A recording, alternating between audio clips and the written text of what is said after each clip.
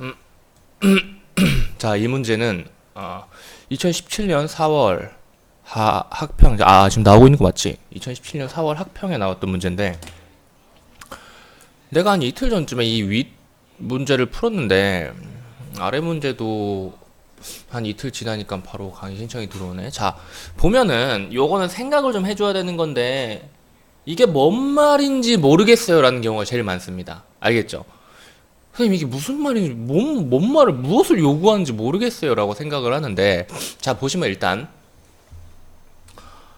지문은 뭐 읽었는지 바로 앞 문제를 풀었는지 이것부터 확인을 해야 되니까, 지문에서 일단 이 이문단을 보세요. 이문단을 보시고 여기에서 통화승수라는 단어를 찾아보세요. 실제로 처음 읽을 때 체크가 됐어야 됩니다. 이러한 신용창조의 과정이 반복되면서 본원 통화보다 몇 배 많은 통화량이 형성되는데, 그 증가된 배수를 통화승수, 이거 지문에서 그 의미를 주는, 그 지문을 읽고 푸는 데 있어서 필수적인 필수 단어거든요. 여기에 체크가 되어 있어야 돼요. 자, 보시면은 통화승수에 대한 이야기를 했고, 통화승수 관련해가지고 이 이문단을 보면은 신용창조의 과정이 반복되면서 통화량이 형성되는 것을 통화승수라고 한다라고 했죠. 자, 여기다가 적어볼까요? 1번.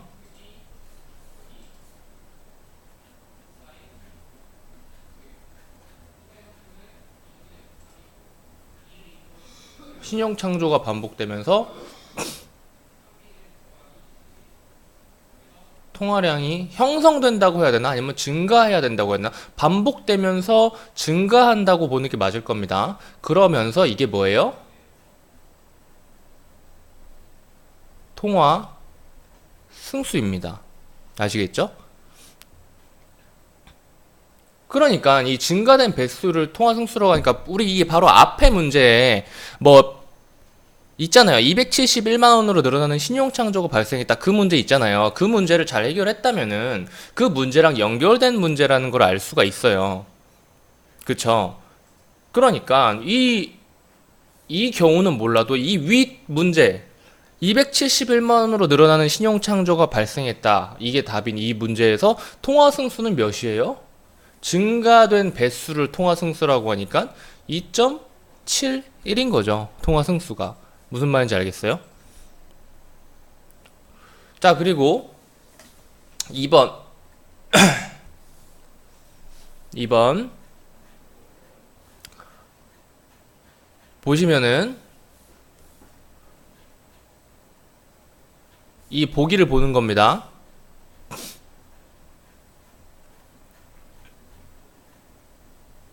화폐 공급이 늘어나는 것은 일반적으로 이 중앙은행이 화폐를 발행하여 공급을 대폭 늘렸음에도 불구하고 오히려 통화 승수가 하락했다라는 것은 예상치 못한 결과잖아요. 원래 예상은 뭐였겠어요? 통화 승수를 증가시키기 위해서 화폐를 발행했겠죠. 일반적으로 화폐 공급량을 늘리면 통화량이 늘어나는데, 그에 따라서 통화 승수가 증가를 해요. 그런데 여기에서 이 증가분보다 더 큰 감소분을 가져올 만한 녀석, 그러니까 굳이 말하자면 이 마이너스 영향을 끼칠 수 있는 녀석을 찾으라는 겁니다. 이것보다는 더 줄어들게 만들 수 있으면, 그래야 합치면은 통화성수가 마이너스 줄어들게 되는 거겠죠. 보시면은 이 1번, 5번 같은 경우에는 신용창조, 지급준비금 이런 말들은 전부 다 이 문단에 들어있어요.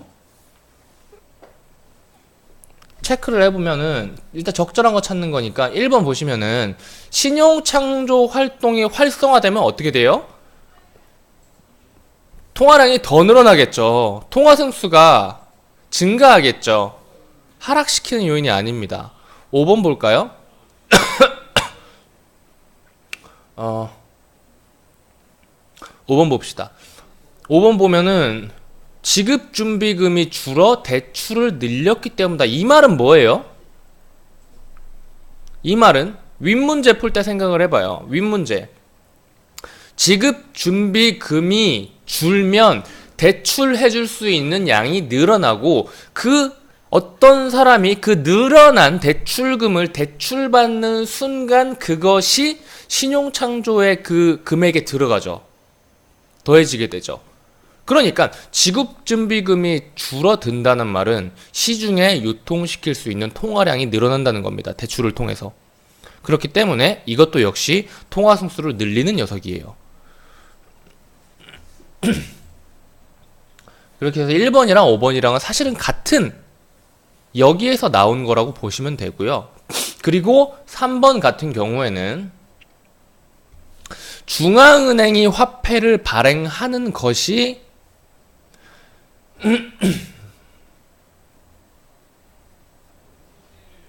본원통화인 거 알죠? 본원통화가 줄었다는 말은 애초에 말이 안 되는 말인 겁니다. 본원통화가 증가했다고 보기에서 말을 했어요. 그리고 2번 볼까요? 파생된 통화가 급속히 증가했기 때문이다. 여기에서 파생된 통화라는 녀석이 단어가 있나요? 한번 찾아봐요. 파생된 통화라는 단어가 있는지 한번 찾아봅시다. 파생. 파파파파파파파.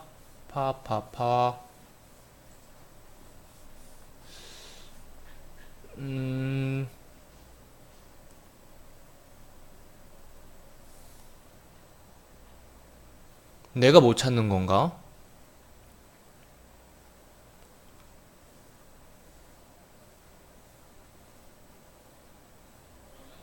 파생이라는 단어가 없죠. 근데 없는 내용이냐? 그건 아닙니다. 무슨 말이냐면 뭐 파생이라는 단어의 뜻을 정확하게 안다고 해서 이건 해결되는 건 아닌데 이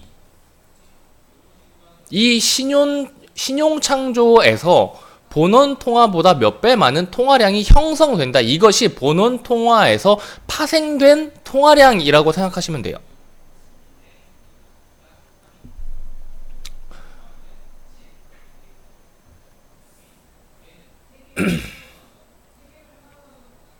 통화 형성, 창출 뭐 이런 거랑 관련이 있는 단어라고 보시면 됩니다.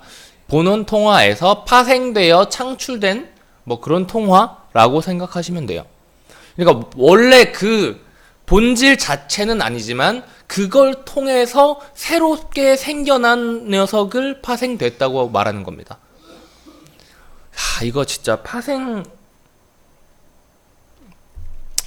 회계 공부할 때 이 파생 때문에 진짜 속 터져 죽는 줄 알았는데 엄청 이 파생 상품 쪽이 공부가 엄청 힘들어요. 아무튼 간에 파생된 통화가 급속히 증가했겠죠. 그쵸? 증가했겠죠. 이건 맞는 말이에요. 파생된 통화가 증가한 건 맞는 말인데 파생된 통화가 증가한다는 것은 뭐예요? 통화량이 증가하고 통화 승수를 늘려주는 요인인 겁니다. 줄이는 요인이 아니에요. 그래서 해보면은 요 녀석이 답인 건데 왜? 왜냐는 거지.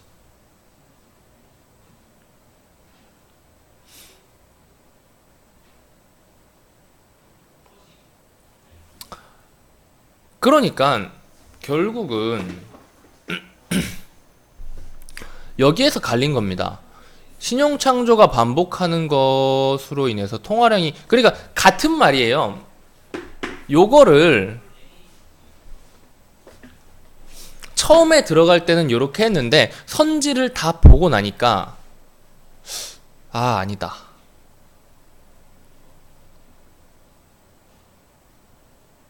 아니다, 맞다. 이렇게 해서 이렇게 말하는 게 맞아요. 이렇게 말하는 게. 지문을 보고 보기를 봤을 때는 사실은 이 정도로 정리를 하고 나서 들어가야 되는데, 선지를 다 보니까 제가 생각한 것만큼 그렇게 넓은 범위를 이야기하는 거 아니었어요. 이거 이제 지울 거예요. 이거 이제 지우고 새로 하나를 더 쓸 텐데, 이제 이걸 바탕으로 지금까지 우리가 봤던 거를 바탕으로 정리를 해줄 겁니다. 4번의 근거에 대해서 아직 설명을 안 해줬죠. 이거 정리하면서 설명을 해줄게요. 보면은 자,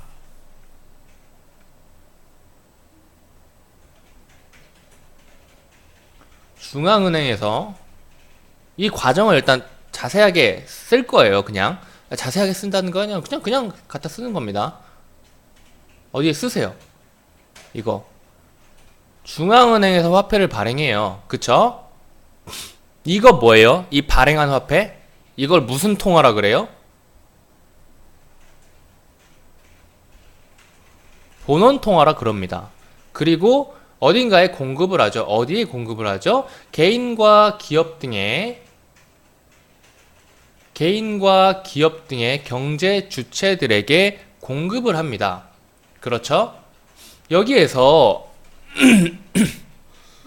현금으로 유통되는 녀석은 어차피 같은 금액이 유통되고 있는 거니까 생각하지 맙시다. 얘는 승수와는 관련이 없는 녀석이에요. 현금 유통되는 녀석은.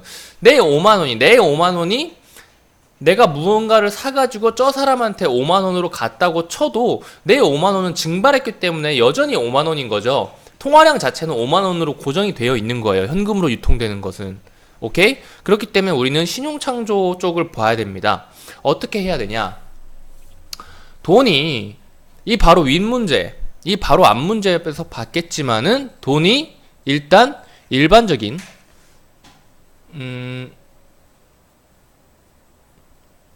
개인과 은행, 그리고 또 다른 개인과 또 다른 은행 등에서 왔다 갔다 함으로써 이게 뭐예요?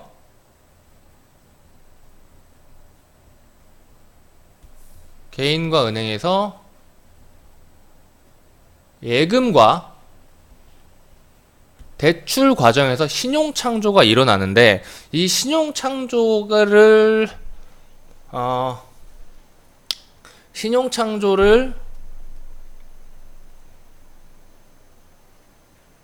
구분짓는, 얼마나 신용창조 양이 얼마나 되는지를 구분짓는 기준은 사실은 몇 가지가 있죠. 몇 가지가 있을까요? 1번, 처음에 들어온 본원 통화의 양.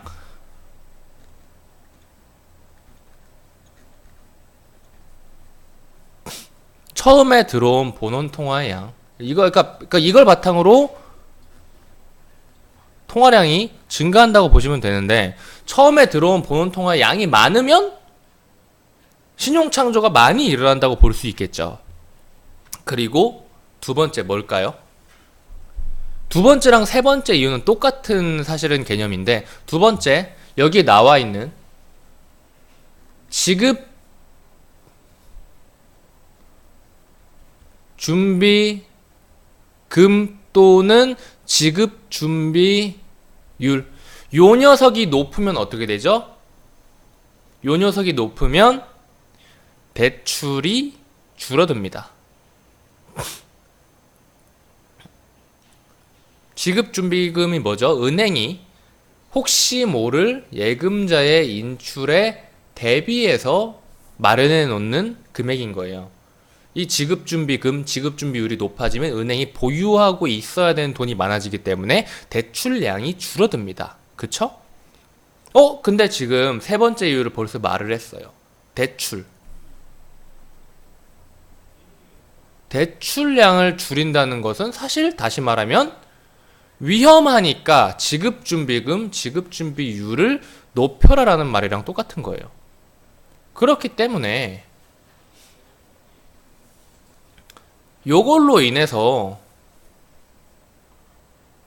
통화량, 본원 통화에서 파생된 통화량이 증가하는 거예요. 오케이?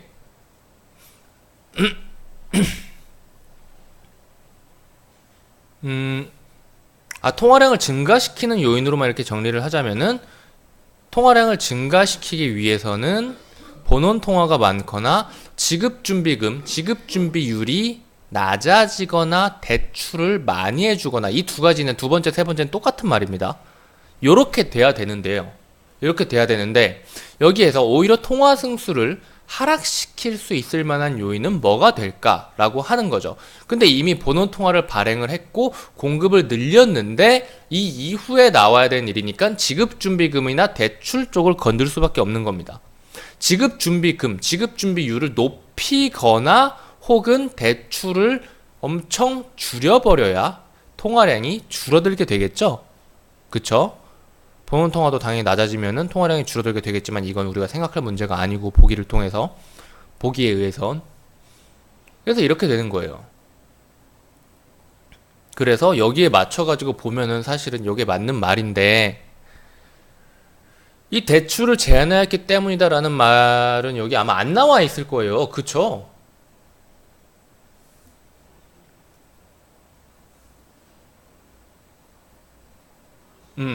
여기에만 대출이라는 말이 나와 있어요. 그쵸? 지금 내가 못 찾는 거 아니죠? 대출 관련한 내용은 여기에만 나와 있어요. 그러니까 이걸 바탕으로 여기 대출이란 말이 나온 거를 바탕으로 대출이 많이 되면은 신용창조가 많이 일어나는구나, 통화 속수가 늘어나는구나 라는 생각을 해야 대출을 제한했다면은 이렇게 된다라고 생각이 자연스럽게 갈 수가 있는 거예요. 대출을 제한했다, 대출을 늘렸다라는 말이 여기에 직접적으로 나오지가 않습니다. 이거는 이 원리를 이해하고 이걸 바탕으로 대출이 늘거나 줄면 어떻게 되느냐를 생각해 줘야 되는 문제예요. 일부러 이야기를 좀 길게 했어요. 사실 이 한 문제 강의할 때 사실 5분이면 되거든. 이거 하나 써놓고 그냥 이렇게 맞춰보세요라고 하면 되는데 아예 모르는 게 아예 모른다라고 생각을 해가지고 처음부터 다 한번 짚어봤습니다. 요 정도면은 충분히 이 문제에서 얘기할 수 있을 거는 다 한 것 같아요.